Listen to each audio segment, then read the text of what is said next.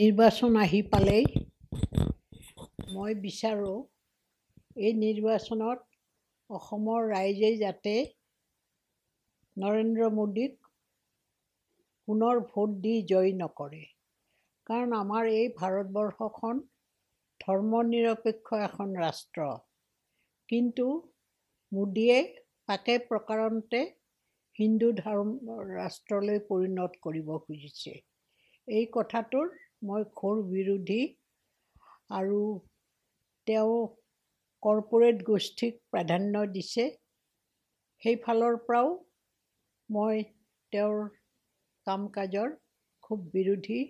সেইকাৰণে যাতে অসমৰ ৰাইজে কোনো প্ৰকাৰে মোদী জয়ী হোৱাটো নিবিচাৰে, তেনেকৈ যাতে ভোট দিয়ে। মই অসমৰ ভোটাৰ ৰাইজক দেশৰ ভৱিষ্যতৰ কাৰণে, গণতন্ত্ৰৰ ভৱিষ্যতৰ কাৰণে আৰু অসমৰ ভৱিষ্যতৰ কাৰণে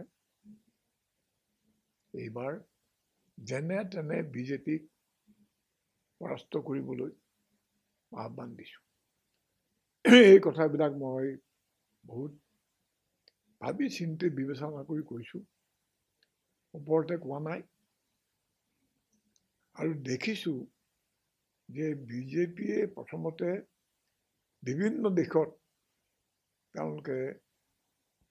তেওঁলোক ব্যৰ্থ প্ৰমাণিত হৈছে।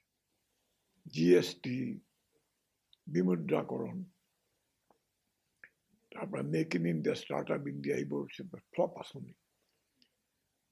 এইবোৰ উপায় নাপায় তেওঁলোকে শেষত গৈ বিদেশৰ লগত যুদ্ধৰ এটা অজুহাত কৰি লৈছে।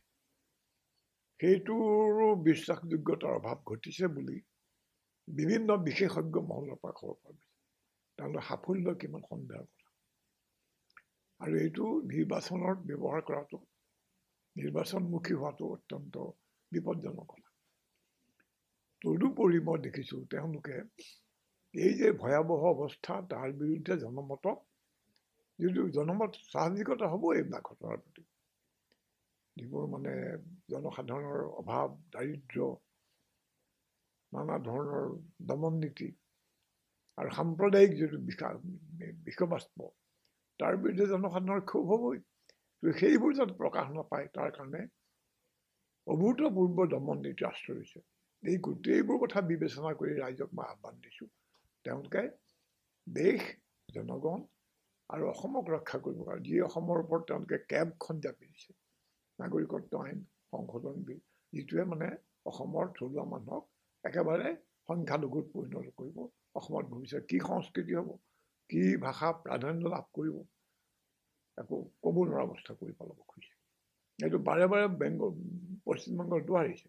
গতিকে এইবোৰ কথা বিবেচনা কৰি মই ৰাইজক আহ্বান দিছোঁ, তেওঁলোকে যাতে কোনোমতেই বিজেপিক ভোট নিদিয়ে। নাগৰিকত্ব সংশোধনী বিলখন অসমৰ ওপৰত জাপি দিব খুজি ভাজপাই লোকসভাত এই বিলখন পাছ কৰিছিল। ৰাজ্যসভাত তেওঁলোকৰ সংখ্যাধিক্য নথকাৰ কাৰণে বিলখন পাছ নহ'ল। এতিয়া আকৌ অমিত শ্বাহ, ভাজপাৰ সভাপতি, তেওঁ সদম্ভে ঘোষণা কৰিছে যে বিলখন পাছ কৰাবই। এনে এটা অৱস্থাত অসমৰ খিলঞ্জীয়া মানুহে, যিসকলে ইয়াৰ বিৰুদ্ধে প্ৰবল আন্দোলন কৰিছিল, কেতিয়াও তেওঁলোকক ভোট দিয়া উচিত নহয়। তেওঁলোকক বৰ্জন কৰক, মই নিজে বৰ্জন কৰিম। আৰু মই আহ্বান কৰিছোঁ অসমৰ খিলঞ্জীয়া মানুহে নিজৰ স্বাৰ্থৰ কাৰণে ভাজপাক বৰ্জন কৰিব লাগে অহা নিৰ্বাচনত। কাৰণ বিজেপিয়ে আজি মোদীৰ 2014 চনত আহোঁতে যিমান ডাঙৰ ডাঙৰ প্ৰতিশ্ৰুতি দিলে তাৰ এটাও পালন কৰা নাই। আৰু সকলোৰে ভিতৰত চবতকৈ বেয়া কাম অসমৰ কাৰণে এটা কাম কৰিছে যে এই যে আগতে কৈছিলে বিদেশী বহিষ্কাৰ কৰিব, পিছদিনাই টালি টোপোলা বান্ধি ফিৰি যাব লাগিব। কিন্তু এতিয়া দেখিছোঁ যে তেখেতসকলে ধৰ্মৰ ভিত্তিত ভাগ ভাগ কৰিবলৈ লৈছে হিন্দু বঙালী আৰু মুছলমান বঙালীৰ মাজত। আৰু তেখেতসকলে হিন্দু বঙালীক আনি পেলাই অসমত বহুৱাব। মই সেইটোৰ সম্পূৰ্ণ বিৰোধিতা কৰোঁ। আৰু সেইটো হ'লে ভৱিষ্যতে অসমৰ সংস্কৃতি ভাষা আমাৰ জনগোষ্ঠীৰ একোৱে অস্তিত্ব নাথাকিব সেইকাৰণে মই আপোনালোকক কওঁ আপোনালোকে যে ভোটটো দিব ভাবি চিন্তি দিব মই কওঁ অন্ততঃ বিজেপি আৰু মিত্ৰজোঁটক যি সেইটো কেৱল মানে ছাপোৰ্ট কৰে এইটো মই আপোনালোকক ভোট দিবলৈ নকওঁ আৰু তাৰ বাহিৰে মানে প্ৰত্যেকটো সমষ্টিত যিজন প্ৰাৰ্থী আপোনালোকে সকলোতকৈ দক্ষ বুলি ভাবে সকলোতকৈ মানে শিক্ষিত বুলি ভাবে আৰু যি সমষ্টিটোৰ কাৰণে কাম কৰিব মই তেনেকুৱা মানুহ তেনেকুৱা প্ৰাৰ্থী এইবাৰৰ লোকসভা নিৰ্বাচন বৈধ অসমবাসীৰ বাবে তথা সমগ্ৰ দেশৰ নাগৰিকসকলৰ বাবে অভূতপূৰ্বভাৱে গুৰুত্বপূৰ্ণ নৰেন্দ্ৰ মোদী আৰু অমিত শ্বাহ এই দুজন ব্যক্তিৰ যি স্বৈৰাচাৰী শাসন বিজেপিৰ চৰকাৰৰ জৰিয়তে চলিছে তাৰ বিৰুদ্ধে আনসকলৰ কথা বাজেই শত্ৰুঘ্ন সিনহাৰ দৰে যশৱন্ত সিনহাৰ দৰে অৰুণ চুৰীৰ দৰে একালৰ অতি প্ৰখ্যাত বিজেপি নেতা তথা মন্ত্ৰীয়েই খোলাখুলিভাৱে কথাবোৰ ক'ব ধৰিছে সেয়ে বিজেপি আৰু তেওঁলোকৰ মিত্ৰসকলৰ বিৰুদ্ধে গণতন্ত্ৰপ্ৰেমী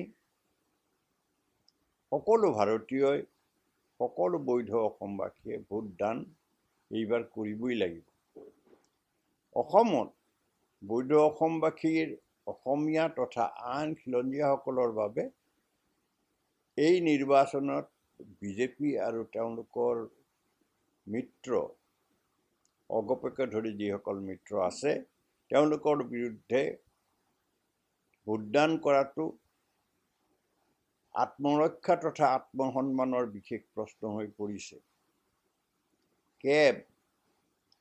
এই যি নাগৰিকত্ব আইন সংশোধন যি আনিব খুজিছে অসমৰ খিলঞ্জীয়া জনগোষ্ঠীবিলাকৰ যি অস্তিত্ব এই অস্তিত্বক ধ্বংস কৰিব পৰা ধৰণে সেইখন এইবাৰ নিৰ্বাচনত বিজেপি বিজয়ী হ'লে আনিব বুলি তেওঁলোকৰ সভাপতিয়ে অমিত শ্বাহেতো সিদিনালৈকে কৈ আছিলেই যোৱাকালি আনকি ইমান প্ৰতিবাদৰ পিছতো প্ৰধানমন্ত্ৰী নৰেন্দ্ৰ মোদীয়ে পশ্চিমবংগত আকৌ ঘোষণা কৰিছে ইয়াৰ পিছতো যদি আৰু অসমৰ খিলঞ্জীয়াসকলে তেওঁলোক অসমীয়াই হওক অথবা বৈধ অসমবাসী আন জনগোষ্ঠীৰেই হওক জাতিৰেই হওক ধৰ্মৰেই হওক তেওঁলোকে যদি বিজেপিক আৰু তেওঁলোকৰ মিত্ৰসকলক বিৰোধিতা নকৰে এইটো আত্মজাহতৰ দৰে ঘটনা 2019 যেহেতু ইলেকশ্যন কিন্তু মই ভাবোঁ ভাৰতবৰ্ষত যিমান ইলেকশ্যন হৈছে তাতকৈ আটাইতকৈ গুৰুত্বপূৰ্ণ ইলেকশ্যন কাৰণ এই ইলেকশ্যনত ভাৰতবৰ্ষৰ সংবিধানৰ যিটো ডেমক্ৰেচি ছেকুলাৰিজম গোটেই ভাৰতৰ সংবিধানখনক গোটেই বস্তু ডিপেণ্ড কৰি আছে এই গভৰ্ণমেণ্ট যদি আকৌ আহে তেনেহ'লে ভাৰতৰ সংবিধানৰ যিটো মেইন চৰিত্ৰ বৈশিষ্ট্য যিটো আছে এই গোটেই বস্তুটো গুচি যাব সেইকাৰণে মই ভাবোঁ যে এই গভৰ্ণমেণ্টে কোনো ধৰণৰ ছেকেণ্ড টাইম মেণ্ডেটটো যাতে দিব নালাগে যদি দিয়ে এইটো যদি ভুল কৰে তো চিৰদিনীয়া কাৰণে কিন্তু মই ভাবোঁ ভাৰতৰ গোটেই সংবিধানখন তেওঁলোকে ধ্বংস কৰিব ছেকেণ্ড কথাটো হ'ল এওঁলোকে যে ধৰ্মৰ নামত যে ডিভিজন আনিব বিচাৰিছে কেবৰ কথাটো আহিছে কেবটো আনিছে কিন্তু এই কেবৰ কথাটো মই বাৰ কৈ আছোঁ যে কেবটো আনিছে সেইটো হিন্দুৰ কাৰণেও ভাল নহয় কথা কাৰণ এইটো কোৱা নাই কেতিয়াও যে চিটিজেনশ্বিপ এওঁলোকক দিয়া হ'ব চিটিজেনশ্বিপৰ কাৰণে তেওঁলোক এলিজিবল হ'ব সেইটো কৈছে তেওঁলোকে কিন্তু সেইটো আনি তেওঁলোকে ডিভিজন এটা কৰি দিলে গতিকে মই ভাবোঁ এই কেবটো যিটো আনিছে সেইটো তেওঁলোকেও জানে যে সুপ্ৰিম কোৰ্টত গৈ এটা মিনিট লগে লগে এই কেবটো হৈ যাব কিন্তু আনকনষ্টিটিউচন ডিক্লেয়াৰ হ'ব গতিকে মই ভাবোঁ যে যিমান ভাৰতবৰ্ষত আমাক অসমৰ ৰাইজৰ আমাক আবেদন হ'ল যে যিবোৰ মানুহে বিশেষ কৰি কেবৰ বিৰোধিতা কৰি যে কেবৰ ছাপোৰ্ট কৰি আছে তেওঁলোকে যাতে গতিত আহিব যাতে নিদিয়ে এইটো এটা বেছিক কুৱেশ্যন ছেকেণ্ড কুৱেশ্যনটো হ'ল যে অসমত ধৰ্মৰ নামত ৰাজনীতি কেতিয়াও চলিব নোৱাৰে জাতিৰ নামত চলিব নোৱাৰে বিভিন্ন জনগোষ্ঠী আছে আমি অসমত পৰম্পৰা যেটো আমাৰ এই পৰম্পৰাটোৰ মাজত তেওঁলোকে থান বান কৰিব বিচাৰিছে সেইটো কেতিয়াও আমি হ'ব নিদিওঁ আৰু আমি আপিল কৰিম মানুহক যাতে এই যে ফৌজ যেটো আছে যেটো ফৌজে আমাৰ অসমখনৰ যেটো ঐতিহ্য আছে এই ঐতিহ্যটো বিনষ্ট কৰিব বিচাৰিছে এই যাতে গ্ৰুপটো যাতে কোনো ধৰণৰ যাতে মানুহে নকৰে আৰু মই ভাবো যে মানুহে ভাবে যে এই গভৰ্ণমেণ্টটো আহিব নালাগে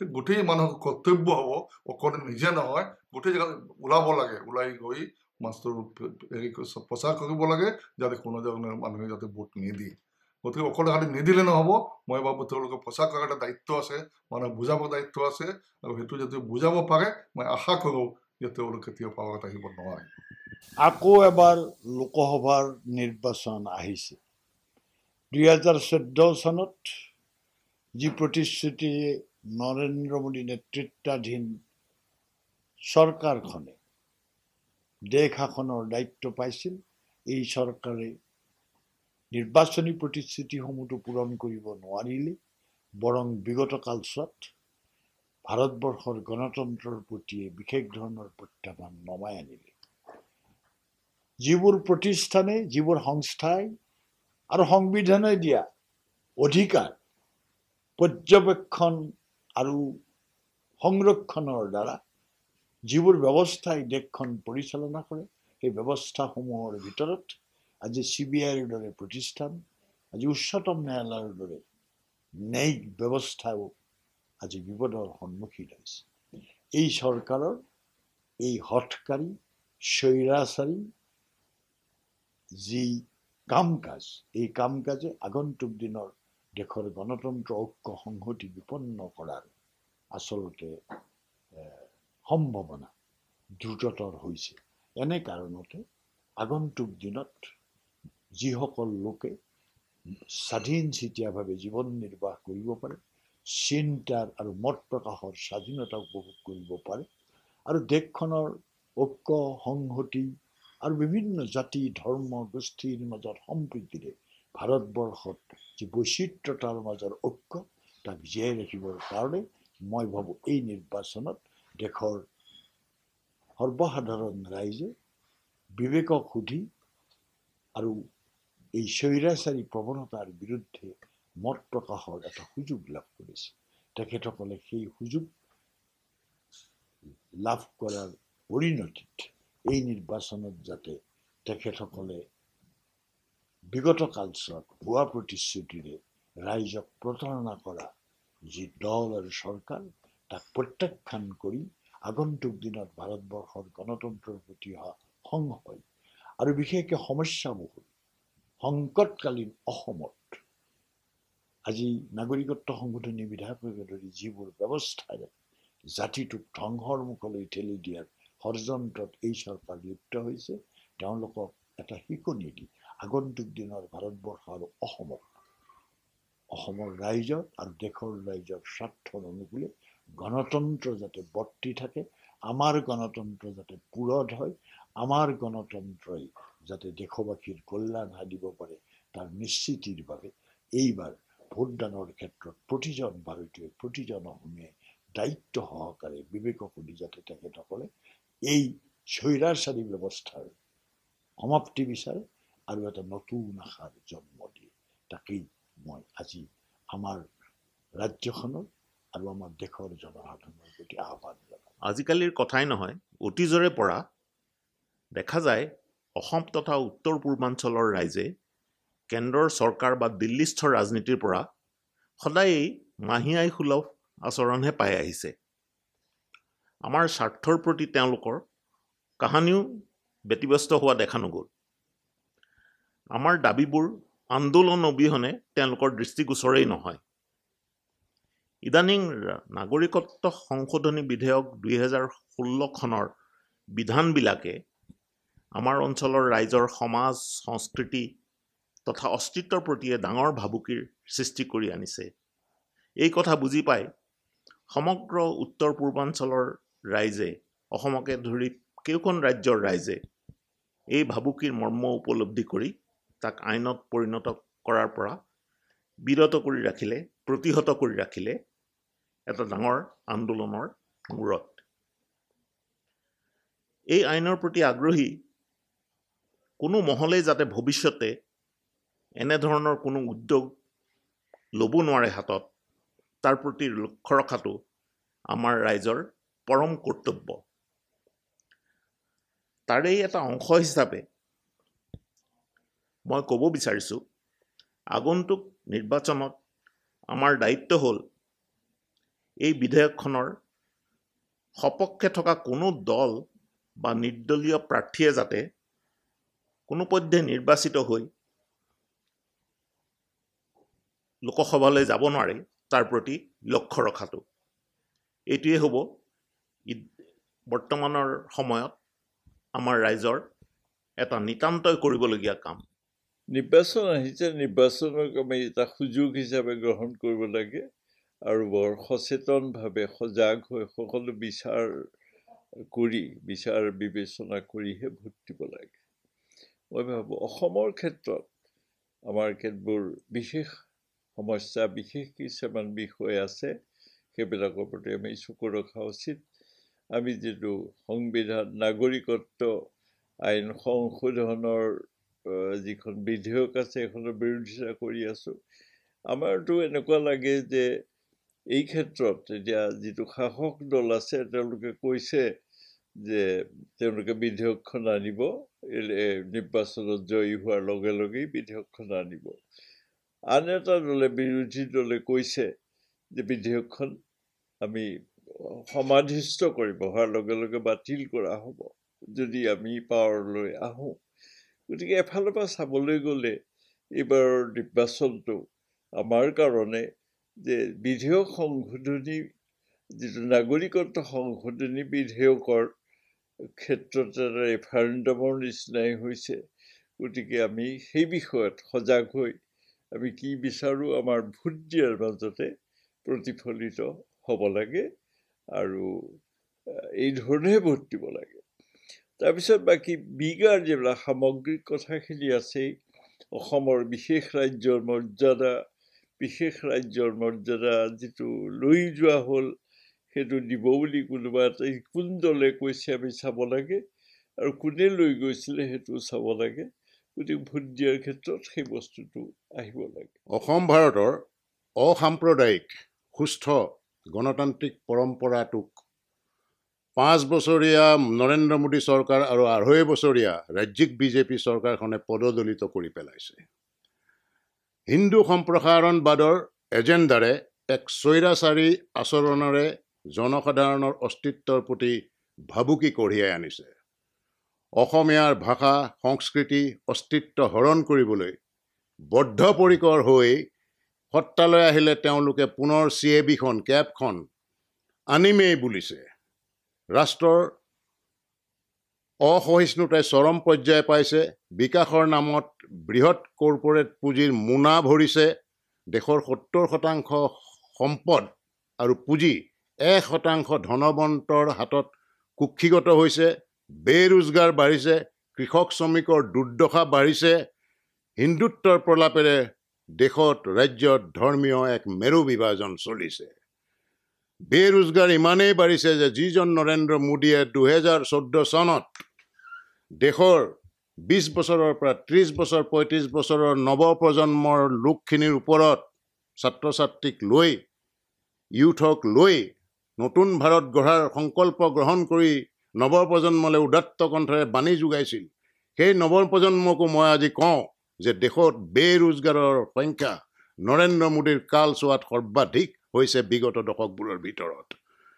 অগত্যাই পুনৰ এই দলটো, এই সত্তাটো যদি শাসনলৈ আহে, মোদী ৰাজ যদি দেশীয় ক্ষমতালৈ আহে, অসমৰ সমূহ ভাষা, ধৰ্মৰ নাগৰিক, অনুষ্ঠান, প্ৰতিষ্ঠান, জাতি, জনগোষ্ঠী, কৃষক, শ্ৰমিক কিন্তু ভুগিব লাগিব। সেয়েহে তেওঁলোকে নিশ্চিত কৰিব লাগিব যাতে এই মোদী ৰাজ পুনৰাই শাসকৰ গাদীত বহিব নোৱাৰে। এনে সংকটকালত, এইটো এটা সংকটকাল। বিজেপিৰ লগতে সেয়েহে সাম্প্ৰদায়িক দল AIDUF আৰু বিজেপিৰ সকলো দুষ্কাৰ্যৰ শৰিক হৈ থকা BPF আৰু আঞ্চলিকতাবাদক চূড়ান্ত প্ৰত্যাখ্যান আৰু প্ৰতাৰণা কৰা অসম গণ পৰিষদ দলক পুলিয়ে পোখাই উৎখাত কৰিব লাগে আগন্তুক নিৰ্বাচনত। মোদী বিজেপিক উৎখাত কৰক, দেশ জাতিক বচাওক। জয় আই অসম। যোৱা 5 বছৰে বিজেপি চৰকাৰে ভাৰতবৰ্ষৰ তথা আমাৰ অসম তথা উত্তৰ পূৰ্বাঞ্চলৰ কি কাম কৰিলে আৰু তেওঁলোকে কি ধৰণৰ শাসন চলালে সেই কথা এতিয়া জল পটপট হৈ পৰিছে। আকৌ এবাৰ যদি বিজেপি চৰকাৰ ক্ষমতালৈ আহে, বিজেপি দলটো যদি আকৌ এবাৰ ক্ষমতালৈ আহে, তেতিয়াহ'লে ভাৰতীয় সংবিধানৰ যিটো মূলগত গাঁথনি, সেই গাঁথনিটো সম্পূৰ্ণ তেওঁলোকে সলাই দিয়াৰ আশংকা ঘনীভূত হৈছে। যোৱা 5 বছৰত তেওঁলোকে যিবিলাক প্ৰতিশ্ৰুতি দিছিল, সেই প্ৰতিশ্ৰুতিসমূহৰ কোনো ধৰণৰ তেওঁলোকে তাৰ আধাৰত কাম কৰা নাই।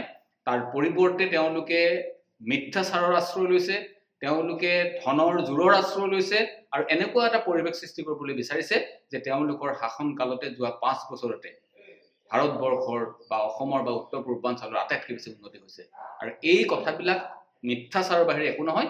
গতিকে আমি নতুন প্ৰজন্মৰ পৰা আৰম্ভ কৰি আজি যিসকল নতুন ভোটাৰ আহিছে, আমাৰ যিসকল বিবেকবান ভোটাৰ আছে, তেওঁলোকে নিজে বিবেচনা কৰক আৰু আগন্তুক নিৰ্বাচনত যাতে গণতন্ত্ৰৰ সপক্ষে, যাতে গণতন্ত্ৰ কোনেও ধ্বংস কৰিব নোৱাৰে, গণতন্ত্ৰৰ মূলগত গাঁথনিত যাতে কোনো আঘাত সানিব নোৱাৰে, তেনেধৰণৰ একটা ৰাজনৈতিক দলক বা প্ৰাৰ্থীক ভোটদান কৰক। নমস্কাৰ, শ্ৰদ্ধেয় সচেতন ৰাইজ। আজি সমাগত নিৰ্বাচনৰ প্ৰাক মুহূৰ্তত আমি ভাবোঁ যে নিৰ্বাচনৰ বতৰত আমাৰ যি ৰাজনৈতিক স্থিতি, সেই স্থিতি স্পষ্ট কৰা উচিত। আৰু সেই প্ৰশ্নতে আমি আহ্বান জনাব খোজোঁ যে যিসকল ৰাজনৈতিক দলে অসমত নাগৰিকত্ব আইনৰ সপক্ষে স্থিতি গ্ৰহণ কৰিছে, সেই ৰাজনৈতিক দলসমূহক পৰাস্ত কৰিবৰ বাবে অসমৰ ৰাইজে উঠি পৰি লগাটো উচিত। এইকাৰণেই যে কেব বা নাগৰিকত্ব বিধেয়কে অসমৰ জনজীৱনলৈ বিভিন্ন ধৰণৰ প্ৰত্যাহ্বান নমাই আনিব আৰু এই কথা ইতিমধ্যে অসমৰ সকলো ৰাইজে বুজি পাইছিল আৰু অসমৰ ৰাইজে ঐক্যবদ্ধভাৱে এক সংগ্ৰাম গঢ়ি তুলিছিল। এই সংগ্ৰামৰ ৰাজনৈতিক যি পৰিণতি, সেই ৰাজনৈতিক পৰিণতি কি হ'ব পাৰে সেই কথাটো আমি অনুভৱ কৰা উচিত।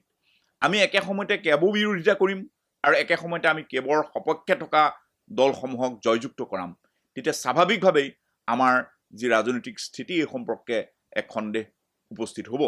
গতিকে আমি এইটো স্পষ্ট হোৱা দৰকাৰ যে যিসকলে কেবৰ সপক্ষে স্থিতি গ্ৰহণ কৰিছে, তেওঁলোকক ৰাজনৈতিকভাৱে জয়যুক্ত কৰোৱা মানেই আমাৰ সকলো ধৰণৰ ইচ্ছা আকাংক্ষাৰ বিপৰীতে আচলতে আমি থিয় হোৱা। গতিকে সেই কথাটো আমি আজি অনুভৱ কৰাৰ সময় হৈছে। তদুপৰি আজি বিজেপি শাসিত চৰকাৰখনে সকলো ধৰণৰ গণতান্ত্ৰিক প্ৰশ্নবোৰক যিধৰণে তেওঁলোকে অৱহেলা কৰিবলৈ আৰম্ভ কৰিছে আৰু সকলো ধৰণৰ সামাজিক সংগঠনক যিধৰণে তেওঁলোকে এক স্বেচ্ছাচাৰিতাৰে পৰিচালনা কৰিবলৈ আৰম্ভ কৰিছে আৰু ভাৰতীয় সংবিধানৰ যি প্ৰাথমিক চৰ্তসমূহ তেওঁলোকে অৱজ্ঞা কৰিবলৈ আৰম্ভ কৰিছে আৰু ভাৰতীয় সমাজখনৰ যি ধৰ্মনিৰপেক্ষ চৰিত্ৰ তাত যিদৰে আঘাত সানিছে, এই গোটেইবিলাক কথা বিবেচনা কৰি আজিৰ এই পটভূমিত আমি ভাবোঁ যে বিজেপি আৰু তেওঁলোকৰ সহযোগী দলসমূহক পৰাস্ত কৰিবলৈ অসমৰ ৰাইজ ঐক্যবদ্ধ হোৱা উচিত। এইবাৰৰ লোকসভা নিৰ্বাচন এটা অত্যন্ত সংকটকালীন মুহূৰ্তত হৈছে আৰু এই মুহূৰ্তত আমি দেখিছোঁ যে ভাৰতীয় জনতা পাৰ্টীৰ নেতৃত্বাধীন NDA চৰকাৰে ভাৰতবৰ্ষৰ সংবিধান গণতন্ত্ৰক ধ্বংস কৰি এক ফেচিবাদী ৰাষ্ট্ৰ প্ৰতিষ্ঠাৰ ফালে অগ্ৰসৰ হৈছে। এনেকুৱা মুহূৰ্তত আমি প্ৰত্যেকে গণতন্ত্ৰত বিশ্বাসী, ধৰ্মনিৰপেক্ষতাত বিশ্বাসী আৰু সংবিধানৰ ওপৰত আস্থা ৰখা নাগৰিকে এই দলটোক শাসনৰ গাদীৰ পৰা উফৰাই পঠোৱাৰ বাবে সাজু হোৱাৰ প্ৰয়োজন। নিৰ্বাচন আহি আছে, আমি সকলোৱে জানো যে ভোট কাক দিব লাগিব। ভোট কাক দিব লাগিব কিয় ক'ম, কিন্তু এটা কথা ঠিক যে এই শৰাইঘাটৰ ৰণত মই কিন্তু লাচিতৰ পক্ষত। ৰামসিংহই যদি কৈছে যে আমি নাগৰিক সংশোধনী আইনখন আমি সমৰ্থন কৰিম, আমি লাচিতৰ ফালৰ পৰা কওঁ যে নাগৰিক সংশোধনী আইনখন আমি বিৰোধিতা কৰিম আৰু সেইমতে আমাৰ ভোটবিলাক দিম। মই ভাবোঁ অসমীয়া ৰাইজেও সেইটোও কৰিব। অসমৰ ৰাইজলৈ এটা আবেদন জনাব খুজিছোঁ। এই যিটো সমাগত লোকসভা নিৰ্বাচন, ই ভাৰতবৰ্ষৰ স্বাধীনতাৰ পিছত আটাইতকৈ অতি ক্ৰুচিয়েল গুৰুত্বপূৰ্ণ নিৰ্বাচন হিচাপে পৰিগণিত হৈছে। কাৰণ আপোনালোকে গম পাইছে যে আমাৰ পূৰ্বপুৰুষসকলে, আমাৰ অগ্ৰজসকলে অশেষ কষ্ট, অশেষ ত্যাগ, নিজৰ জীৱন দান দি কঠিন সংগ্ৰাম কৰি যি স্বাধীনতা অৰ্জন কৰিছিলে আৰু যি স্বাধীনতাৰ সপোন সংবিধানত লিপিবদ্ধ হৈ আছিলে, সেই স্বাধীনতা, সেই সপোন, সেই সংবিধানৰ ওপৰত এতিয়া এই বিজেপি চৰকাৰখনে বৃহৎ আক্ৰমণ নমাইছে। আৰু আমাৰ এতিয়া সেই আক্ৰমণৰ অংশ হিচাপে আপোনালোকে গম পাইছে, শ্ৰমিকৰ অধিকাৰৰ ওপৰত আক্ৰমণ নমাইছে, আমাৰ ইতিহাসৰ ওপৰত আক্ৰমণ নমাইছে, মহাত্মা গান্ধীৰ ওপৰত আক্ৰমণ নমাইছে, শংকৰদেৱৰ ওপৰত আক্ৰমণ নমাইছে। আমাৰ সমস্ত যি লৈ আমি এতিয়া নিজকে আমি ভাৰতীয় জাতি বা অসমীয়া জাতি হিচাপে পৰিচয় দিছোঁ, এই সকলোৰে ওপৰত তেওঁলোকে আক্ৰমণ নমাইছে। গতিকে এইটো এটা আটাইতকৈ গুৰুত্বপূৰ্ণ নিৰ্বাচন হৈছে। আপোনালোকে গম পাইছে যে যি ভাৰতবৰ্ষৰ স্বাধীনতা সংগ্ৰামৰ সপোন লিপিবদ্ধ হৈ আছে সংবিধানত, সেই সংবিধান তেওঁলোকে দাহ কৰিছে। এই চৰকাৰৰ পৃষ্ঠপোষকতাত সংবিধান দাহ হৈছে। এই চৰকাৰৰ পৃষ্ঠপোষকতাত মহাত্মা গান্ধীৰ হত্যাকাৰীৰ প্ৰতিমূৰ্তি বনাই তাত প্ৰাইম মিনিষ্টাৰ নৰেন্দ্ৰ মোদীয়ে মাল্যদান কৰিছে। গতিকে কেইদিনমানৰ পিছত আমি যিবিলাকক প্ৰতীক হিচাপে, ন্যায় অন্যায়ৰ প্ৰতীক হিচাপে বাছি আছিলোঁ, বিজেপি চৰকাৰ যদি আৰু কেইদিনমানৰ পিছত হয়, তেতিয়াহ'লে ন্যায় অন্যায়ৰ গোটেই সংজ্ঞাবিলাক বদলি যাব। আমি যেতিয়া দুৰ্যোধন দুঃশাসনক আমি হয়তো কেইদিনমানৰ পিছত বীৰ হিচাপে পূজা কৰিব লাগিব। আজি যিবিলাকে বিশ্বাসঘাতক আছিলে, যিবিলাকে সেইসকলক তেওঁলোকে বীৰ হিচাপে প্ৰতিষ্ঠা কৰিবলৈ বিচাৰিছে। গতিকে আপোনালোকে দেখিছে যে ভাৰতবৰ্ষৰ সংবিধানে যিসকল পাছপৰা জাতি আছিলে, তাৰপিছত সকলো ক্ষুদ্ৰ জাতি সূত্ৰীৰ কাৰণে যিবিলাক সমতাৰ অধিকাৰ দিছিলে, ভাৰতীয় নাগৰিক হিচাপে যিটো সন্মান আৰু সম অধিকাৰ দিছিলে, সেই গোটেই অধিকাৰটোৰ ওপৰত তেওঁলোকে আক্ৰমণ নমাব খুজিছে। আৰু আজিৰ পৰা 1500 বছৰ আগৰ তেওঁলোকে এখন মনুস্মৃতি, যিবিলাক জাত পাতৰ ওপৰত নিৰ্ভৰ কৰি য'ত সমান অধিকাৰ নাই, তেনেকুৱা এখন মনুস্মৃতিক তেওঁলোকে ভাৰতৰ সংবিধান হিচাপে তেওঁলোকে প্ৰজেক্ট কৰিছে, প্ৰক্ষেপ কৰিছে। গতিকে আমাৰ কাৰণে এইটো অতি গুৰুত্বপূৰ্ণ কথা হৈছে। আৰু বিশেষকৈ যিবিলাক শ্ৰমজীৱী জনগণ, আপোনালোকে গম পাইছে যে চাহ শ্ৰমিক আমাৰ অসমৰ যেনেকৈ নাগৰিকত্ব আইনৰ জৰিয়তে অসমৰ ক্ষুদ্ৰ জাতি সত্ৰৰ ওপৰত তেওঁলোকে আক্ৰমণ নমাব খুজিছে। সেই একে সময়তে অসমত বসবাস কৰি থকা, কোম্পানীত কাম কৰি থকা চাহ শ্ৰমিকৰ ওপৰতো তেওঁলোকে বিভিন্ন ধৰণৰ আক্ৰমণ নমাইছে। আৰু এতিয়া বিশ্বাসঘাতকতা, প্ৰতাৰণা, এইবিলাকেই হৈছে এইখন চৰকাৰৰ নীতি।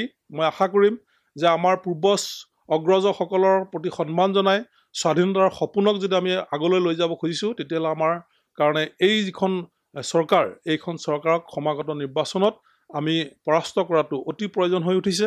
মই ৰাইজক আহ্বান জনাম যে আমাৰ জাতি, জনজাতি, শ্ৰমজীৱী জনগণ, কৃষক, আমাৰ ভাৰতৰ সংবিধান, গণতন্ত্ৰ, স্বাধীনতা সকলোৰে স্বাৰ্থ আগত ৰাখি আমি এই ইলেকশ্যনত এই চৰকাৰখনক পৰাস্ত কৰিব লাগে। মোৰ এই আপোনালোকৰ ওচৰত আবেদন। কৃষক শ্ৰমিকৰ জীৱন জীৱিকাৰ ওপৰত ৰাম টাঙোন মৰা বিজেপিক এই নিৰ্বাচনত সম্পূৰ্ণৰূপে পৰাস্ত কৰিব লাগে। যোৱা সময়ছোৱাত মোদী চৰকাৰে কেৱল আম্বানী, আদানী আদি বৃহৎ ধনিক গোষ্ঠীৰ স্বাৰ্থত কাম কৰি আছে আৰু লাখ লাখ মানুহক কামৰ পৰা খেদাৰ ব্যৱস্থা কৰিছে। বছৰি 2 কোটি নিবনুৱাক সংস্থাপন দিম বুলি 2014 চনৰ নিৰ্বাচনৰ সময়ত প্ৰতিশ্ৰুতি দিয়া মোদীৰ আমোলত নিবনুৱাৰ সংখ্যা যোৱা 45 বছৰৰ ভিতৰত আটাইতকৈ বেছি হৈছে। আৰু সেই তথ্যসমূহ লুকুৱাই ৰাইজক ফাঁকি দিব বিচাৰিছে।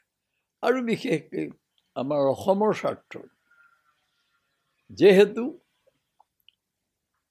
2014 চনৰ নিৰ্বাচনত বাংলাদেশীক টালি টোপলাই বহিষ্কাৰ কৰিম বুলি কৈ এতিয়া অবৈধ হিন্দু বাংলাদেশীক সংস্থাপন কৰি আমাৰ ভাষা, সংস্কৃতি, জাতীয় অস্তিত্ব বিপন্ন কৰাৰ ব্যৱস্থা কৰিছে। সেইকাৰণে জাতিৰক্ষাৰ স্বাৰ্থতো এই বিজেপি চৰকাৰক সম্পূৰ্ণৰূপে নিৰ্বাচনত পৰাস্ত কৰা উচিত। যোৱা 60-70 বছৰ ধৰি ভাৰতীয় গণতন্ত্ৰই বিশ্বত এক শক্তিশালী ৰূপত নিজকে প্ৰতিষ্ঠা কৰিব পাৰিছে। এই প্ৰধানকৈ ভাৰতীয় গণতন্ত্ৰ আৰু প্ৰগতিৰ প্ৰক্ৰিয়াটো যোৱা 5 বছৰত ব্যাহত হৈ গৈছে আৰু দেশৰ জনসাধাৰণে সংকুচিত বোধ কৰিছে বা সংশয় বোধ কৰিছে যে তেওঁলোকৰ এই গণতান্ত্ৰিক প্ৰগতিশীল দেশখন আৰু আগৰ দৰে হৈ নাথাকিব। অসমৰ ক্ষেত্ৰত অসমবাসীৰ কাৰণে তাতকৈও ডাঙৰ সমস্যা হৈছে এইটোৱেই যে নিজৰ অস্তিত্ব ৰক্ষাৰ কাৰণে অসমীয়া জাতিৰ ভাষিক পৰিচয়টো সম্পূৰ্ণৰূপে লোপ হৈ যাবলগীয়াকৈ কেন্দ্ৰীয় গভৰ্ণমেণ্টে যি নাগৰিকত্ব সংশোধনী বিধেয়ক আনিব খুজিছে তাক আমি সকলো দেশবাসীয়ে জাতিপ্ৰেমী লোকে প্ৰতিৰোধ কৰা অত্যন্ত প্ৰয়োজন হৈ উঠিছে। অসমীয়া জাতিৰ স্বাৰ্থত অসমৰ জনগণৰ স্বাৰ্থত চিটিজেনশ্বিপ এমেণ্ডমেণ্ট বিল 2016 যিসকল পলিটিকেল পাৰ্টিয়ে সমৰ্থন কৰিছে সেই পলিটিকেল পাৰ্টিসমূহক আমি অসম জাতীয়তাবাদী যুৱ পৰিষদে ভোট নিদিবৰ বাবে অসমৰ জনগণক আহ্বান জনালোঁ। চিটিজেনশ্বিপ এমেণ্ডমেণ্ট বিল 2016 যদি পাছ কৰে তেন্তে আমি অসমীয়া জাতিটো নিশেষ হৈ যাম। সেইকাৰণে এই অসমীয়া জাতিটোক যাতে নিশেষ হৈ নাযায় তাৰ বাবে আমি অসমৰ জনগণক বিবেক ভোট দিবৰ কাৰণে আহ্বান জনাওঁ। আগন্তুক নিৰ্বাচনত দেশৰ গণতন্ত্ৰ, দেশৰ সংবিধান, দেশৰ ধৰ্ম নিৰপেক্ষতা ৰক্ষাৰ স্বাৰ্থত মানুহে স্বৈৰাচাৰী একনায়কত্ববাদী যি বিজেপি শক্তি, যিটো শক্তিয়ে ধৰ্মৰ নামত দেশখন ভাগ ভাগ কৰিলে, যিটো জাতিয়ে ভাৰতবৰ্ষৰ নিচিনা এখন দেশৰ ধৰ্মীয় বৈচিত্ৰ্যক বিনষ্ট কৰি পেলালে, মানুহৰ মাজত বিভাজন আনিলে, তেনে শক্তিক ভোটদানৰ পৰা ৰাইজক বিৰত থাকিবলৈ মই অতি সকাতৰে অনুৰোধ জনাইছোঁ। দেশখনৰ জনসাধাৰণৰ যি গণতান্ত্ৰিক মৌলিক অধিকাৰ, দেশখনত জনসাধাৰণে লাভ কৰা যিবিলাক সা সুবিধা, সেই সকলোৰ পৰা এই স্বৈৰাচাৰী এই অগণতান্ত্ৰিক মোদী চৰকাৰে ৰাইজক বঞ্চিত কৰিছে আৰু ৰাইজক বঞ্চিত কৰি তেওঁলোকে যি ভোগ কৰিবলগীয়া সুবিধা সেই সুবিধা ভোগ কৰিছে। এওঁলোকে দুখীয়াৰ চৰকাৰ গঠন কৰা নাই, এওঁলোকে দেশত ধনীৰ, এওঁলোকে দেশত পুঁজিপতিৰ চৰকাৰ গঠন কৰিছে আৰু বঞ্চিত হৈছে দেশৰ সাধাৰণ শ্ৰমিক, কৃষক, বনুৱা এইসকল লোকৰ জীৱন নিৰ্বাহ আজি দেশত অতি কঠিন হৈ পৰিছে। আৰু বিশেষভাৱে আমাৰ অসমত কেৱল যিসকলে বিৰোধিতা কৰিব, অৰ্থাৎ নাগৰিকত্ব সংশোধনী বিধেয়কৰ যিসকলে সবলভাৱে সংসদত বিৰোধিতা কৰিব, কাৰণ নাগৰিকত্ব সংশোধনী বিধেয়কৰ কথা ইতিমধ্যে ইতি পৰা নাই। আকৌ এই স্বৈৰাচাৰী শক্তি ক্ষমতালৈ আহিলে এই বিল আমাৰ ওপৰত জাপি দিয়াৰ তেওঁলোকে চেষ্টা কৰিব।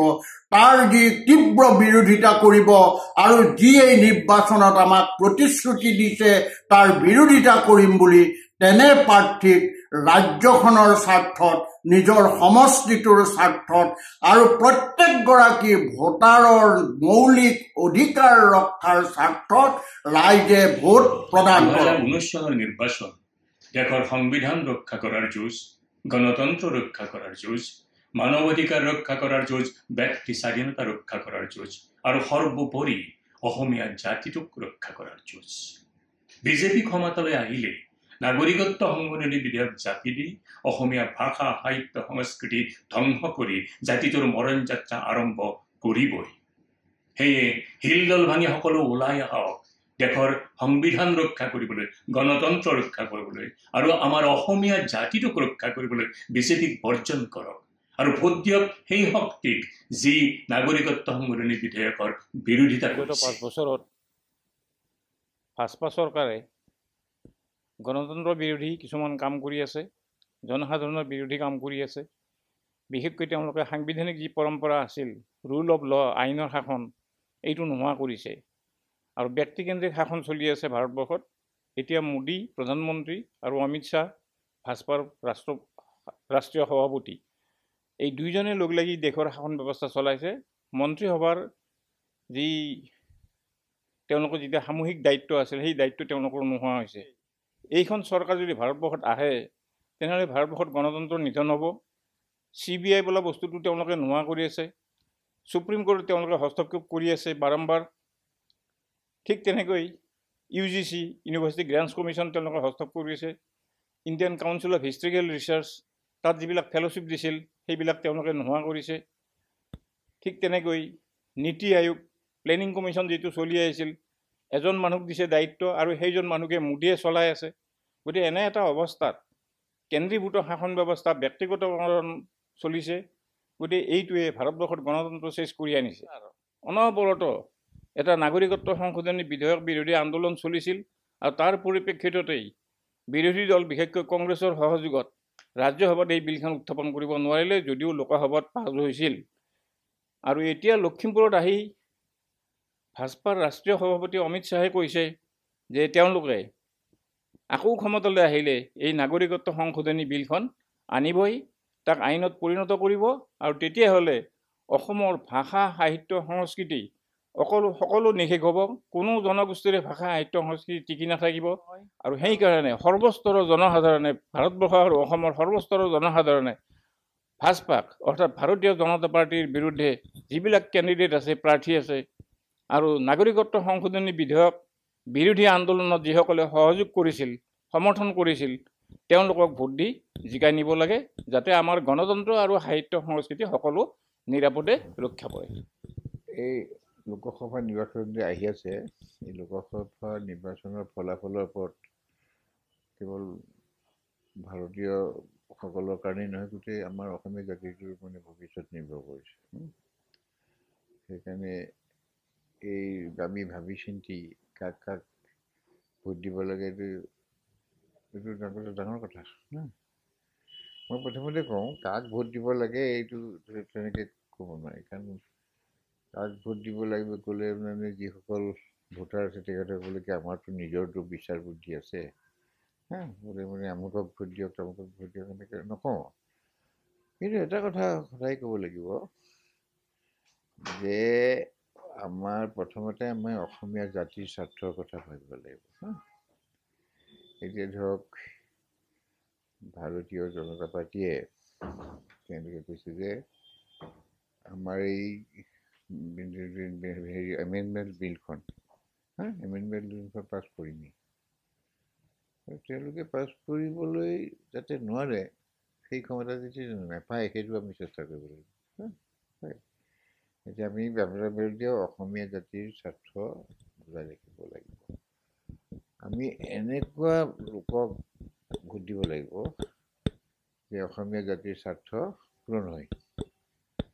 এনেকুৱা লোকক ভোট দিব লাগিব যি অসমীয়া জাতিৰ স্বাৰ্থ পূৰণৰ অৰ্থে আমাক সহায় কৰিব। হয়, গতিকে যিসকল লোকে আমাক ইয়ালৈ বিদেশী অনাৰ স্বাৰ্থত নাই আৰু আমাৰ যিখিনি বিদেশী আছে সেইখিনি ইয়াত বিতৰণ কৰিব, এইবিলাক পাৰ্টিকে আমি স্বাধীনতাৰ পিছত আমি সম্ভৱ প্ৰথমবাৰৰ কাৰণে আমি দেখিছোঁ যে ভাৰতবৰ্ষৰ আগশাৰীৰ প্ৰতিষ্ঠিত জনপ্ৰিয় শিল্পী, সাহিত্যিক, বুদ্ধিজীৱী, আনকি বিজ্ঞানীসকলেও এইবাৰ সংসদীয় ৰাজনীতিৰ প্ৰশ্নত লোকসভাৰ নিৰ্বাচনৰ আগে আগে এটা নিজস্ব স্থিতি লোৱা আমি দেখিছোঁ যে তেওঁলোকে ভাবিছে যে বিজেপি চৰকাৰ, এই দল যদি আকৌ ক্ষমতালৈ আহে তেতিয়াহ'লে দেশৰ সংবিধান, সাৰ্বভৌমত্ব, ধৰ্মনিৰপেক্ষতা এই গোটেইবিলাকলৈ ভাবুকি আহিব। চাৰিওফালে দেখা গৈছে যে মূল্যবোধৰ অৱক্ষয় ঘটিছে, দুৰ্নীতি, ভ্ৰষ্টাচাৰ আগতকৈ বাঢ়িছে, আৰু আটাইতকৈ ডাঙৰ যে মানুহৰ যি বাক স্বাধীনতা, গণতান্ত্ৰিক অধিকাৰ আৰু দেশ জাতিক ভাল পোৱাৰ নামত মানুহে যিখিনি কৰণীয় সেইখিনি কৰাৰ ক্ষেত্ৰতো বাধা আহি পৰিছে। আৰু অসমৰ ক্ষেত্ৰত আমি দেখিছোঁ, বিশেষকৈ অসমক আমি দেখিছোঁ শংকৰ, ৰাজান, জ্যোতি, বিষ্ণু ৰাভাৰ পৰা এটা ইয়াৰ ঐতিহ্য আছে, সাংস্কৃতিক পৰম্পৰা আছে। কিন্তু এই পৰম্পৰালৈকো দেখিছোঁ যে অসমত এটা ভাবুকি আহি গৈছে যে ইয়াত যিটো বিভিন্ন জাতি ধৰ্ম, অসমীয়া, বঙালী জাতি জনগোষ্ঠী, হিন্দু, মুছলমানৰ যি পৰম্পৰা আছে তালৈও যেন এক ধৰণৰ এটা ভাবুকি আহিছে। সেই ভাবোঁ দেশ আৰু জাতিৰ স্বাৰ্থলৈ লক্ষ্য ৰাখি, বৃহত্তৰ স্বাৰ্থৰ প্ৰতি লক্ষ্য ৰাখি আমি ভাবোঁ যে বিজেপি চৰকাৰক, বিজেপি দলক ভোট দিয়াৰ পৰা সৰ্বসাধাৰণ সকলো ৰাইজ বিৰত থকাটোৱেই এই মুহূৰ্তত অতি গুৰুত্বপূৰ্ণ কথা হ'ব। মই আহ্বান জনাওঁ সকলো অন্যান্য ভাৰতবৰ্ষৰ শিল্পী, সাহিত্যিক, বুদ্ধিজীৱী সেইসকলৰ লগতেই হাতত হাত মিলাই মই আহ্বান জনাব খোজোঁ যাতে বিজেপি দলক ভোট দিয়াৰ পৰা বিৰত থাকে। এয়ে মোৰ আটাইৰে প্ৰতি বিনম্ৰ আহ্বান। নাগৰিকত্ব সংশোধনী বিধেয়কৰ জৰিয়তে অসম আৰু অসমীয়া জাতি ধ্বংস কৰিব বিচৰা বিজেপি, এজেপি, BPI মিত্ৰজোঁট আৰু সাম্প্ৰদায়িক দল AIDFক ভোট প্ৰদান নকৰিবৰ বাবে আমি অনুসূচিত জাতিৰ যুৱ ছাত্ৰই অসমৰ তৰফৰ পৰা সমগ্ৰ অসমীয়া জাতিক, অসমীয়া ৰাইজক, অসমীয়া ভোটাৰ ৰাইজক বিনম্ৰভাৱে আমি আহ্বান জনাইছোঁ। অসমৰ ৰাইজৰ এতিয়া বুজিবলৈ বাকী নাই যে বিজেপি চৰকাৰখনে যোৱা 5টা বছৰে কি দিলে, অসমীয়া জাতিক কি দিলে, উত্তৰ পূৰ্বাঞ্চলৰ ৰাইজক কি দিলে, সামগ্ৰিকভাৱে গোটেই ভাৰতবৰ্ষৰ ৰাইজক কি দিলে। কেৱল প্ৰতাৰণা, প্ৰবঞ্চনা, বিশ্বাসঘাতকতা। আৰু মোদী ডাঙৰীয়াই তাহানিৰ পৰা এতিয়ালৈকে কেৱল মিছা কথাই কৈ থাকিল। সাংবাদিকক মুখামুখি হোৱাৰ সাহসো এইগৰাকী প্ৰধানমন্ত্ৰীৰ নাই। আটাইতকৈ ডাঙৰ কথা, মই অসমৰ কথা কৈছোঁ, আমি যিখন জাতিধ্বংসী নাগৰিকত্ব সংশোধনী বিধেয়কৰ বিৰুদ্ধে যুঁজ কৰি আছিলোঁ, তেওঁলোকে আজিৰ তাৰিখতো দাম্ভিকতাৰে ঘোষণা কৰিছে যে বিধেয়কখন তেওঁলোকে পুনৰ গৃহীত কৰিবলৈ চেষ্টা কৰিব, সংসদত উত্থাপন কৰিব। আৰু তেওঁলোকৰ লগতে হাত উজান দিছে আমাৰ অসমৰ আঞ্চলিকতাবাদী দল, অসম গণ পৰিষদ আৰু অন্যান্য কেইবাটাও দলে। গতিকে আমি অসমৰ ৰাইজক আহ্বান জনাইছোঁ যে যদি জাতি বাচিব লাগে, যদি অসমীয়া ভাষা, কৃষ্টি, সংস্কৃতি বাচিব লাগে, অসমখন বাচিব লাগে, ইয়াৰ খিলঞ্জীয়া মানুহৰ সত্তাটো জীয়াই থাকিব লাগে, তেতিয়াহ'লে এই নিৰ্বাচনত ভাৰতীয় জনতা পাৰ্টী আৰু তেওঁলোকৰ মিত্ৰজোঁটৰ প্ৰাৰ্থীসকলক বিপুল ভোটৰ ব্যৱধানত আপোনালোকে পৰাজিত কৰক। এইটো জাতিৰ স্বাৰ্থত কৰক, এবাৰৰ কাৰণে কৰি দেখুৱাওক। আৰু যিবিলাক শক্তি জয়লাভৰ সম্ভাৱনা আটাইতকৈ বেছি বিজেপিৰ বিৰুদ্ধে বা বিজেপিৰ মিত্ৰ শক্তিৰ বিৰুদ্ধে, তেনেকুৱা প্ৰাৰ্থীক ভোটদান কৰি অন্ততঃ এই কথাটো আমি সাব্যস্ত কৰোঁ আহক যে অসমত এই ধৰণৰ প্ৰতাৰণা, প্ৰবঞ্চনাৰ ৰাজনীতি, বিশ্বাসঘাতকতাৰ ৰাজনীতি আমি চলিবলৈ নিদিওঁ। আমি অসমৰ ৰাইজৰ ওচৰত এই বিনম্ৰ আবেদন জনাইছোঁ।